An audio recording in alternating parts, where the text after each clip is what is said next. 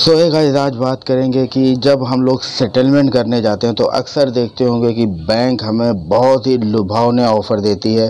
कभी 30%, कभी 40%, कभी 50%, 60% पे भी ये लोग बोलते हैं कि सेटलमेंट कर लो। तो इस वीडियो में जानते हैं कि क्यों आखिर बैंक इतना लॉस करके सेटलमेंट के लिए ऑफ़र करती है और इसमें नुकसान किसका है, बैंक का है या अपना नुकसान है।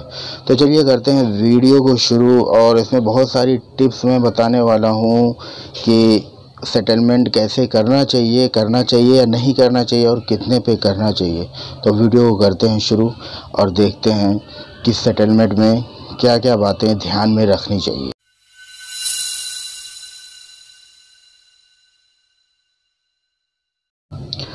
जैसा कि आपको पता होगा कि आपने बहुत देखा होगा कि जब हमारा लोन 1 लाख रुपए तक का होता है और जब सेटलमेंट की बात आती है तो 50,000 40,000 पे भी सेटलमेंट हो जाता है। तो क्या सेटलमेंट करने से बैंक को लॉस होता है या हमारा लॉस होता है? तो मैं आपको ये बता दूं कि सेटलमेंट नहीं करना चाहिए। किसी भी हाल में सेटलमेंट नहीं करना चाहिए। मैं सेटलमेंट कभी नहीं किया आज तक।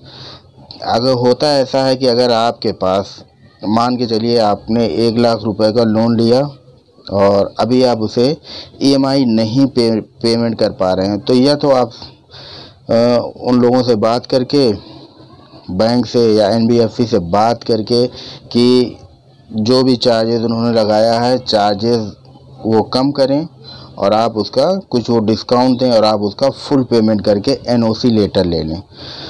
और सेटलमेंट की बात आती है तो सेटलमेंट का मतलब है कि सेटलमेंट करने से सिर्फ हमारा नुकसान ही होता है।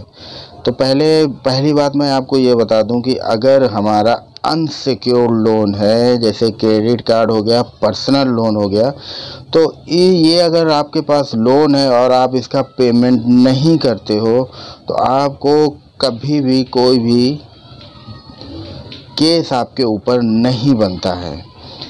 सिर्फ आपका सिविल स्कोर ख़राब किया जाता है और कोई कुछ भी नहीं कर सकता। तो आपको डरने की ज़रूरत नहीं है कि हमारे ऊपर केस हो जाएगा। आप जब पेमेंट नहीं करते हो तो रिकवरी वाले बहुत सारे तरीके निकाल लेते हैं, जैसा कि आपको नोटिस भेजते हैं, वो फर्जी नोटिस होती है, और कभी वकील बन के कॉल करते हैं, कभी पुलिस बन के कॉल करते हैं। तो ये सब फेक है। कोई भी आपका कोई नुकसान नहीं पहुंचा सकता अगर आप पर्सनल लोन का पेमेंट नहीं कर रहे हैं, तो सिर्फ सिविल ख़राब किया जाता है। तो आप अगर सेटलमेंट करते हो तो भी आपका सिविल ख़राब होगा और नहीं करते हो तो भी ख़राब होगा। सेटलमेंट करने के बाद सिर्फ ये होता है कि कुछ परसेंट बैंक आपसे लेती है, 30%, 40% या 50% पे आपका सेटलमेंट हो जाता है। उससे फ़ायदा सिर्फ ये होता है कि आपको जो कॉल होती है, जो हैरेसमेंट किया जाता है, वो बंद हो जाता है और कोई भी फ़ायदा आपको होने वाला नहीं है। फ्यूचर में आपका सिविल ऑलरेडी ख़राब हो ही जाता है और फ्यूचर में सिविल स्कोर बनाने के लिए बहुत सारी प्रॉब्लम का सामना करना पड़ता है।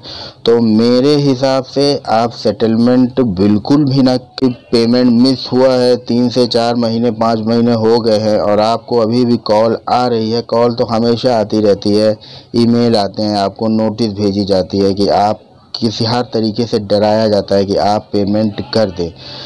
तो मैं एक चीज़ ये क्लियर कर देता हूँ कि सबको मैं बता रहा हूँ कि अगर आपने ईएमआई नहीं भरी है तो डरने की ज़रूरत नहीं है, ठीक है। ऐसा कुछ भी प्रॉब्लम होता है तो आप हमें इंस्टाग्राम, फेसबुक पे भी आप हमें फॉलो कर सकते हैं, वहाँ पे मैसेज कर सकते हैं। अगर आपको कोई प्रॉब्लम है, इन फ्यूचर में कभी भी कुछ प्रॉब्लम होती है, हैरेस किया जाता है, तो आप मुझसे कांटेक्ट कर सकते हैं, ठीक है। तो किसी से कभी डरने की ज़रूरत नहीं है और आप सेटलमेंट ना करें। मैं यही बोलूँगा कि आप पूरी कोशिश करें। अगर आपका जो भी ड्यू अमाउंट है, आप पहले बात करें कि मैं इतना पेमेंट नहीं कर सकता हूँ, मेरे इस ड्यू को अगर आप लोग कम कर सकते हैं तो मैं पेमेंट करने के बारे में सोच सकता हूँ। तो जब पेमेंट आपको डिस्काउंट मिल जाएगा। अगर 15-20 हज़ार का भी आपको डिस्काउंट मिल जाता है तो बहुत अच्छी बात है। उसके बाद आप कोशिश ये करें कि मैं इतना पैसा एक साथ में नहीं दे सकता हूँ, आप EMI कर दीजिए, मैं EMI करके आपका पैसा पूरा चुका दूँगा। तो अगर इस पे वो लोग एग्री हो जाएंगे, क्योंकि उन लोगों को पता है कि डूबा हुआ पैसा किसी भी तरीके से उन लोगों को निकालना होता है, तो ये जो तरीका है, और आप उनसे पहले ही ये एक लेटर हम लोगों को मिल जाता है। अगर आपको, मैं पहले बता देता हूँ, अगर आप कोई भी चीज़ आप करिए फाइनेंस सेक्टर में तो उसका प्रूफ होना चाहिए। अगर ये बातें आपके बीच में होती हैं कि मुझे इतना डिस्काउंट चाहिए और इतने EMI करने के बाद मेरा पूरा लोन या क्रेडिट कार्ड का पैसा ख़त्म हो जाएगा, तो उसको हमेशा बैंक या NBFC के लेटर पे आप उसको लिखा के प्रूफ अपने पास रखिए कि मैं इतना ही पेमेंट करूँगा और मेरा पूरा अकाउंट को क्लोज़ कर दिया जाएगा, सेटलमेंट नहीं किया जाएगा। ये याद रखिए, हमेशा प्रूफ अपने पास रखिए, वरना होता अक्सर ऐसा है कि हम लोग जब भी क्रेडिट कार्ड को क्लोज़ कराते हैं और कुछ पेमेंट बाकी होता है तो कस्टमर केयर वाले बताते हैं कि इतना पेमेंट बाकी है, आप 2, 4, 5 हज़ार जो भी होता है इतना पेमेंट कर दो, आपका अकाउंट क्लोज़ हो जाएगा। फिर उसके बाद हम लोग NOC नहीं लेते हैं और 1 साल के बाद फिर से कुछ अमाउंट ड्यू दिखाते हैं, 2-4 हज़ार का फिर अमाउंट ड्यू है। तो ये सब अक्सर होता है। तो मैं हमेशा इसीलिए कहता हूँ कि अगर आपने क्रेडिट कार्ड को क्लोज़ कराया है या अपना लोन के अकाउंट को क्लोज़ कराया है, कोई भी तरीके का आपने अगर फाइनेंशियल जो भी ट्रांजैक्शन है आपका, वो सब आपने अगर क्लोज़ कराया है तो उसका रिकॉर्ड आप अपने पास रखिए। अगर आपने क्रेडिट कार्ड क्लोज़ कराया है तो उसका NOC लेना बहुत ही ज़रूरी है।